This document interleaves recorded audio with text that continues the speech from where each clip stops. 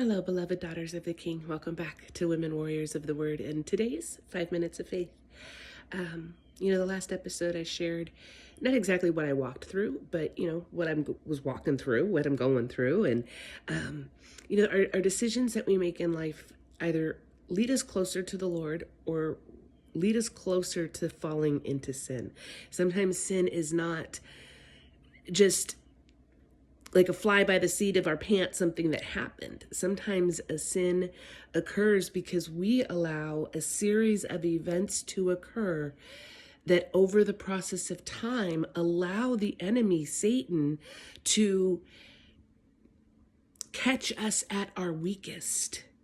And while that seems, and this is kind of hard to say, because again, I'm sharing with you what I'm walking through. The word says that when we go through trials, one of the joys of them is our ability to, after the trial, turn around and encourage and lift up others. So with this trial I'm walking through and out of, that's exactly what I'm going to do. Sometimes we end up falling into sin because we have allowed and chosen a certain series of events, thoughts, actions, micro actions to take place. And we have then almost flirted with the temptation. And when we do that, from what I've just now experienced, it's almost as if, or it is, I honestly don't know yet, in our complacency towards sin, that sin gains power.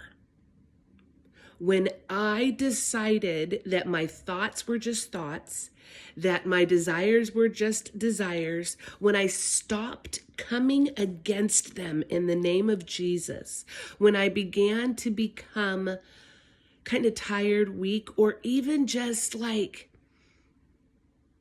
the thoughts and temptations were always there for a season, that it became almost normal of getting the thought and rebuking the thought, getting the temptation and rebuking, and over and over and over again. And instead of keep continuing to capture it, I just stopped. The thoughts would come and I'd get busy. I would go do something. The thoughts would come and I would entertain them. Like, I'm not going to go do it, but, it's kind of fun to think about, so I'm going to. And in hindsight, my choice to do that weakened my spirit's ability to fight the spiritual battle. It lessened the impact that it truly was to have those thoughts. And I gave up the ground. I pretty much just told the enemy, here's my thoughts. You can have them. Keep them coming. And I'm too tired to even argue with you anymore over the thoughts. They come and I think about them and then they go. And that's where it stayed for a couple, 2 or 3 or 4 or 5 or 6 weeks. I don't know. Looking backwards, I wish I would have taken more notes, but I didn't. So we're going to go with my memory and trust the Lord. As much as I would love to say that we are the victim when Satan attacks, the truth that I just learned is sometimes the attacks come. I didn't just learn it. I just walked it out in a different way. But sometimes we set ourselves up for our own attack. And the attacks that come after we fall are sometimes more difficult than the initial attack of sin to begin with. So if you right now find yourself in a place of complicitness, I don't even care anymore. It's no big deal. It doesn't affect me, but it's sinful thoughts, desires, or actions. I want to strongly, daughters of the King, encourage you. Run back. Be steadfast in your walk with the Lord.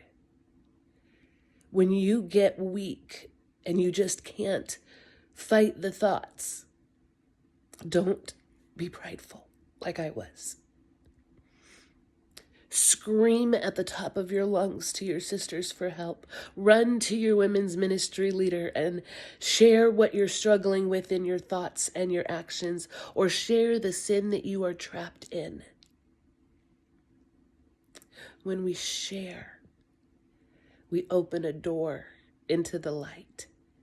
Or we open the door so the light can come in and Jesus can begin to work on us. Don't stay complacent. Don't stay in sin.